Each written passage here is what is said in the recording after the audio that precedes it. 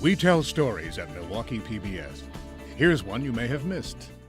3 million adults in the U.S. have been diagnosed with an often debilitating disease, inflammatory bowel disease. And the Centers for Disease Control and Prevention says that number is climbing.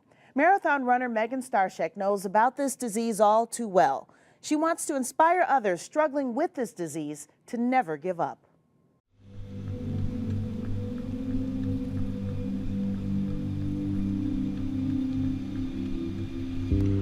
I knew what I had by the definition of it. I didn't realize the level that it would affect me. It takes over your whole body. It basically touches every facet of physically, mentally, emotionally. The feeling of kind of life happening around me and kind of just this blur as I sat in my apartment alone. I think that's probably the worst part is it was just very lonely.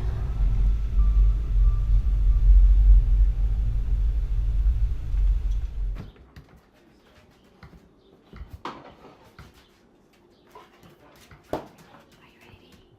Sit. Wait. Wait.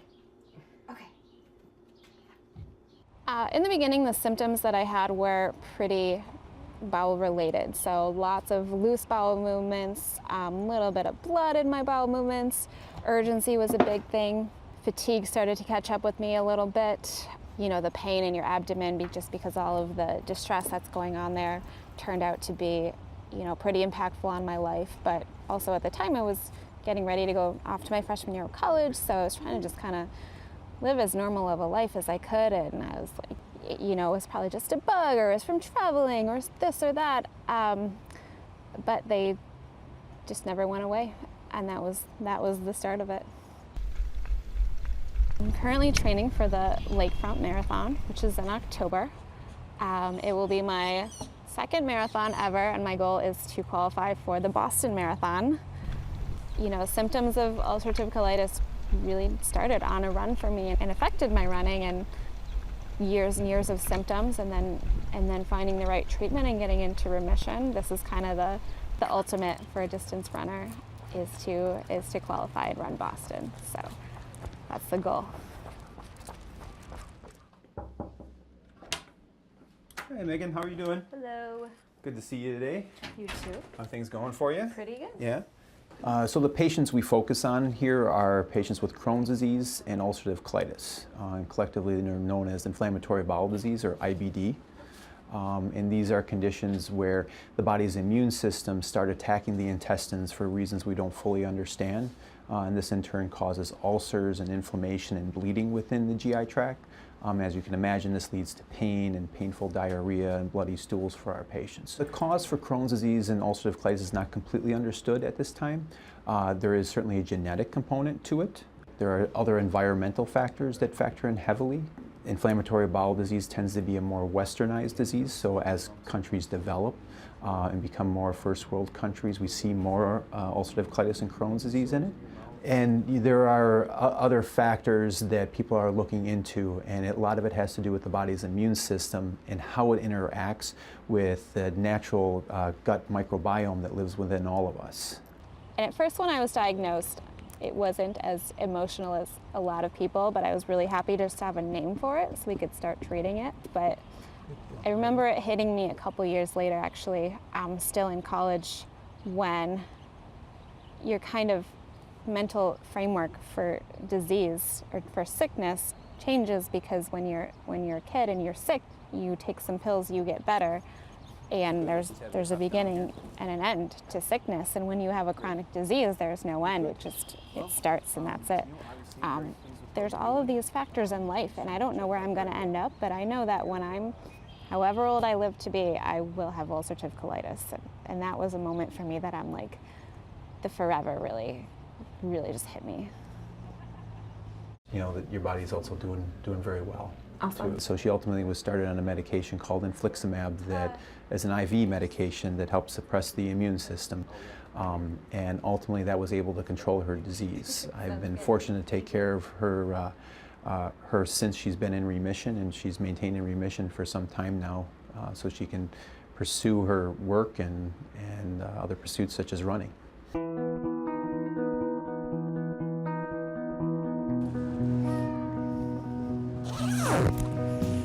You ready? All right, let's do it. Do it.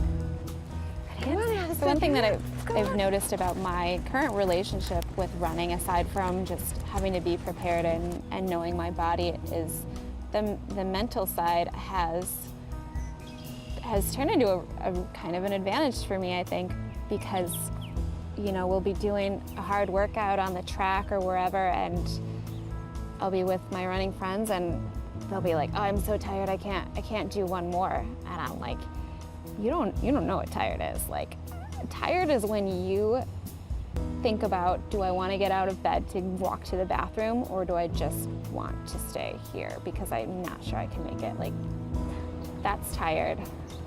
And I know that I always have more.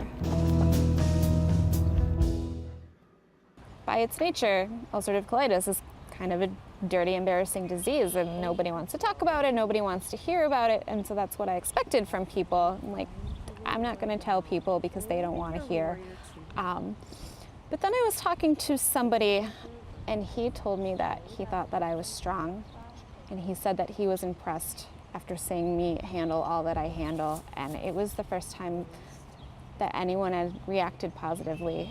Feeling grounded in your body, I invite you to think of one thing that you are grateful for today. So I kind of started to realize that there were ways that I could communicate that were more positive, like kind of like, yes, I have this disease and there's no cure and it's really horrible and it affects me so much, but I can handle it and this is what I'm doing about it. So I'm not letting myself turn into kind of the victim role of woe is me and feel sorry for me and I can't do anything. Like, I still have a life and I'm still gonna live it.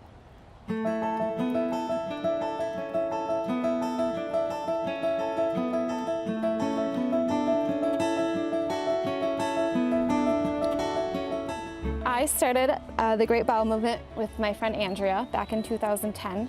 We realized that journey that we had been through to get to the point of openness and where you kind of own your disease and own your story, and that not everyone was there yet. So we started to put out resources, a lot of blog posts, some infographics to kind of help people. Like, it's okay to talk about it. It's not your fault that you have it. You don't have to apologize for it. You don't have to be embarrassed of it. And then all of this misunderstanding you can take away just by telling people who you are and what you live with. And there's something so powerful in that. And you know, the more people do it, the more awareness there is for the general public.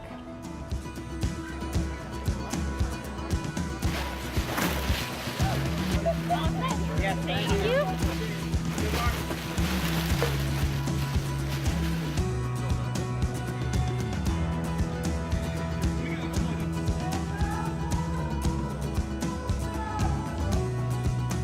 Feeling good, ready to just go get it done.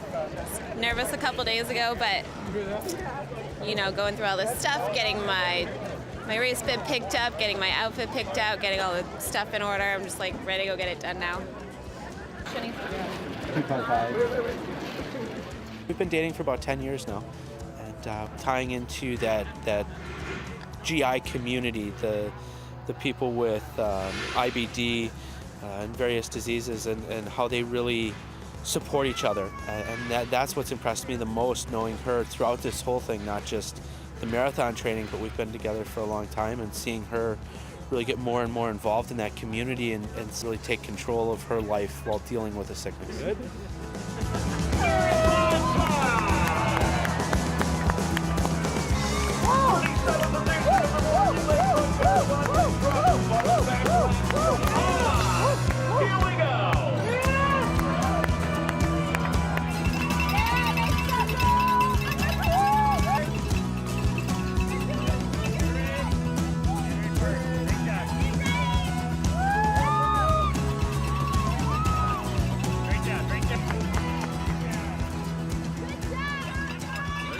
Today's goal is to run a hopefully 3:30.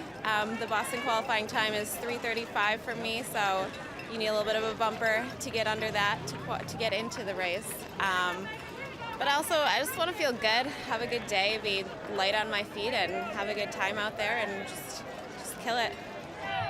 Nicely done, Megan! Nice job. I don't know that I've had an athlete that has followed the plan as closely as Megan has. It's been really great to work with her.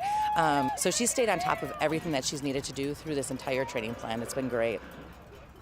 I just want her to soak in all of the awesomeness that's going to be today. And of course, we really are hoping that she's going to qualify for Boston. She's ready. She's done all of the training that she needs to do. She's ready. Hey, Megan, get in here. Atta girl. Marine Sorensen, Megan Starshak, Josh Hogan, Megan, you rock.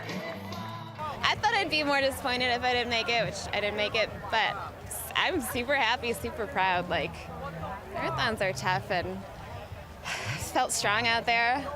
My half time was a PR for the year, second fastest overall, and I was on pace for 18 miles.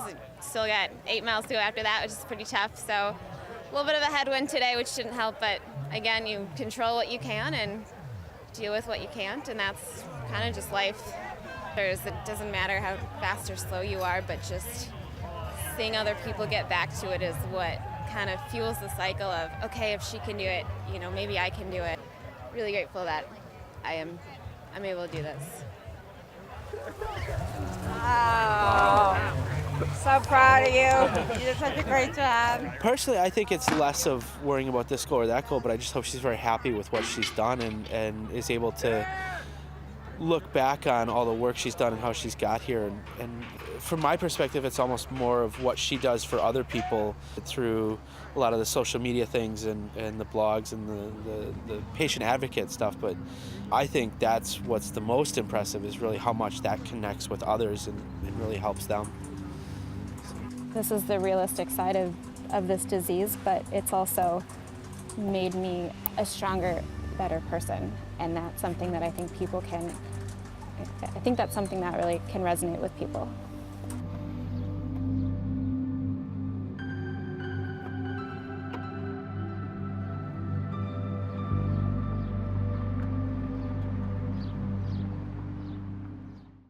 Watch 1036 on Milwaukee PBS and watch online at milwaukeepbs.org.